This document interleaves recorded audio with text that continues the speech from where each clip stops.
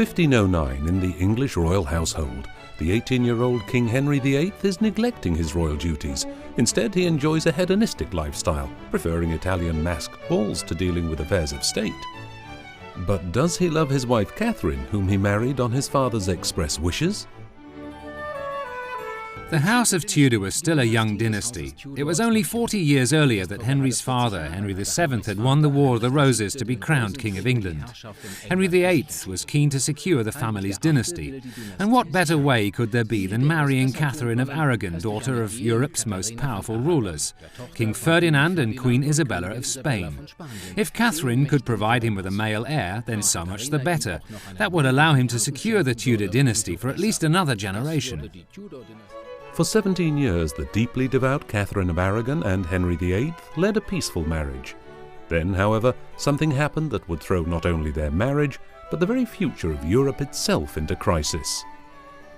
Henry fell in love with Anne Boleyn, a young lady at court. This was no passing fancy, it was real love. Anne is flattered by the king's attention, but wants more. She wants to be queen. Henry ignores his advisors and sets his heart on getting a divorce from Catherine. He wants Anne to be England's first lady. Doing so, however, will take a number of years. Henry first wants to secure the blessing of Pope Clement VII in Rome. Clement stalls. If he annuls the marriage, he risks incurring the wrath of Catherine's nephew, the Spanish king.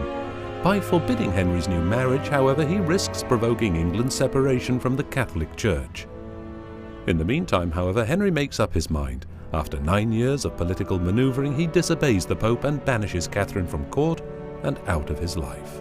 Now, Henry is free to marry Anne. 9 months later, a child is born.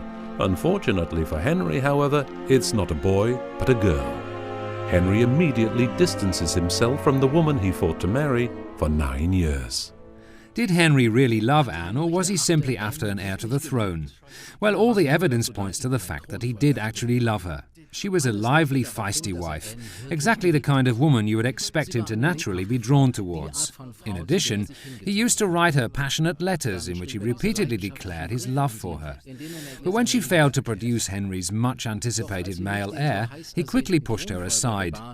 Though most of the charges were fabricated, Henry came to share the belief that his wife was to blame. That was a tremendous mistake.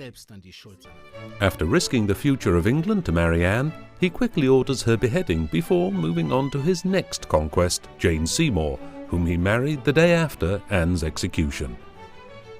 Henry is almost 50 when his third wife gives birth to his much-anticipated male heir. The Tudor dynasty seems secure. Security, however, comes at a price as Jane dies just a few days after giving birth.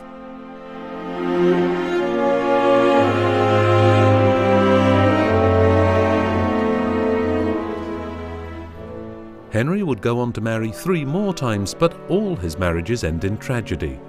His 4th marriage is annulled because apparently Henry finds his new German wife too ugly. His 5th wife is accused of adultery and beheaded. Only his 6th wife, Catherine Parr, would outlive him.